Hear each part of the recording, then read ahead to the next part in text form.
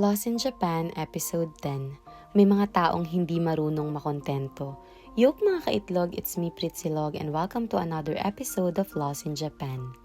Dati nung high school ako, sabi ko makatapos lang ako ng college, okay na ako. Kaso nagdiploma muna ako ng secretarial kasi yun lang yung kaya nung time na yun. After nun, nagtrabaho ako sa Makati as a secretary. Pero gusto ko talaga makapagtapos ng psychology, kaya nag-self-supporting student ako. Nakatapos ako ng college, kala ko okay na.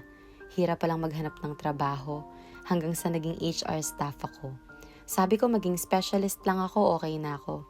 Biglang hindi pala.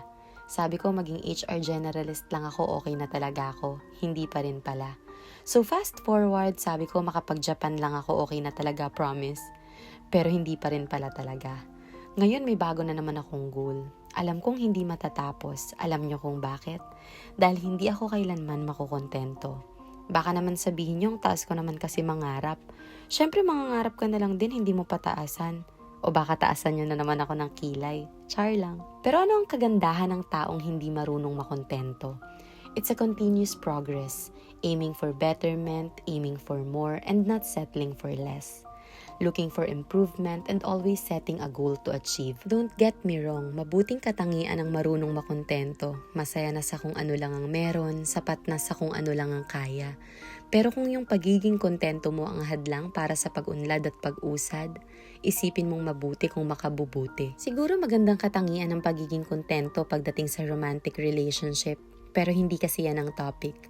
Huwag mong dalhin yan sa pagdadala ng buhay. Dahil kung gusto mong maging higit sa kung nasan ka man ngayon, huwag kang makukontento sa kung ano lang ang meron ka ngayon. Hindi kita pipilitin magbago ng mindset. Dahil kung gusto mong umasenso, hindi na kailangan pang sabihin kung ano ang dapat mong gawin. Pagkukusa, pagpili ng tama para sa sariling kapakanan at pagpapahalaga para sa kinabukasan. Huwag mong gawin para sa iba.